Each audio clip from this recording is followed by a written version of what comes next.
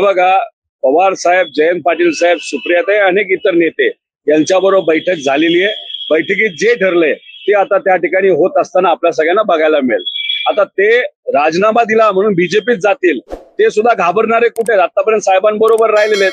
सत्तेसाठी काय ते विचार सोडून जाणार नाहीत. आतापर्यंत ज्या विचाराबरोबर ते राहिलेले आहेत, फक्त सत्ता मिळावी, कुठेतरी मंत्रीपद मिळावं आणि मग त्याच्यासाठी ते विचार सोडून साहेबांना सोडून जातील आणि लोकांना सोडून जातील, म्हणजे त्याचा अर्थ पळून जातील असं मला वाटत नाही.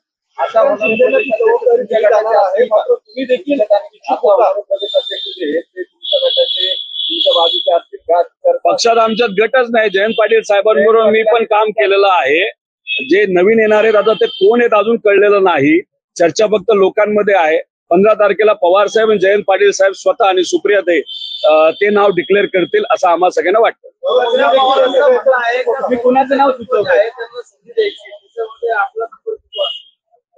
हे बघा, बॅटिंग लाईनअप मध्ये ओपनिंग बॅट्समन कुणी असला नाही तर कॅप्टन कुणी असला, त्याच्यामध्ये ओपनर कधीतरी चांगला खेळतो, मध्य लेवलला चांगला करतो. एक स्ट्रॅटेजी असते पक्षाची, जसे क्रिकेटमध्ये असते. त्याच्यामध्ये सगळेच यंग असतील तर मार्गदर्शक कोण राहणार? त्यामुळे कॉम्बिनेशन जर असेल तर क्रिकेटची टीम चांगली होती.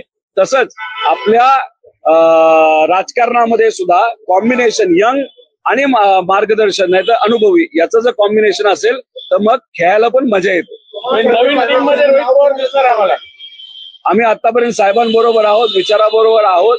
आता सुद्धा पक्षाची लोकांची भूमिका जिथं कुठं लागेल तिथं मी मांडत आहे. त्यामुळे येणाऱ्या काळामध्ये पक्षात तर मी असणारच आहे. ते पद मी कधीही लक्षात ठेवलं नव्हतं, कधी टार्गेट ठेवलं नव्हतं प्रदेश अध्यक्ष पद. पण छोटस एखादं पद या पक्षामध्ये मिळेल आणि त्या पदाला मी न्याय देईल असं या ठिकाणी आपल्याला सगळ्यांना सांगतो. शेवटी पवार साहेब आणि एक 15 तारखेला लोकांची चर्चा केली जाईल. आमच्यात थोडीशी लोकशाही आहे, लोकशाही मानतो. चर्चा करूनच कुठलं पद कोणाला कसं द्यायचं या ठिकाणी निर्णय घेतला जाईल. इथं जर मी आता सांगितलं हेच पाहिजे तेच पाहिजे, हेच मिळणार तेच मिळणार, मग लोकशाही कुठं राहिली? सगळ्यांना विश्वासात घेऊन आमचे पदाधिकारी कार्यकर्ते काय म्हणतात हे सुद्धा त्या ठिकाणी बघायची जरूरत आहे. साहेब देतील ते पद ज्याच्यामध्ये कुठेतरी काम करण्याची योग्य अशी संधी असेल तसं पद मी घेईल. अशी अनेक नावं सुचवली होती, त्यात बघूया जे योग्य नाव असेल तेच पवार साहेब पुढे करतील. 15 तारखेपर्यंत थांबूया. आज 11 तारीख आहे. कुठलं नाव? आम्ही कुठलंच नाव तिथं सुचवलं नव्हतं. जी 4 नावं सुचवली होती त्यातली आता योग्य अशी चर्चा सुरू आहे.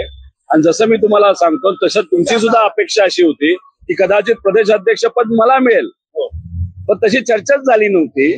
तसंच मी तुम्हाला सांगतोय काही अशी ठराविक महत्वाची पद आहेत जी प्रदेश अध्यक्षाला ताकद देण्यासाठी महत्वाची पद आहेत. त्याच्यामध्ये सुद्धा काही जे सुनील भुसारांचं नाव तुम्ही घेतलं त्या विशिष्ट एका पदासाठी कदाचित आम्ही त्यांचं नाव पुढे केलं असेल. ते प्रदेशाध्यक्ष नसेल पण दुसरं एखादं महत्वपूर्ण जबाबदारी त्यांच्याकडे असणार.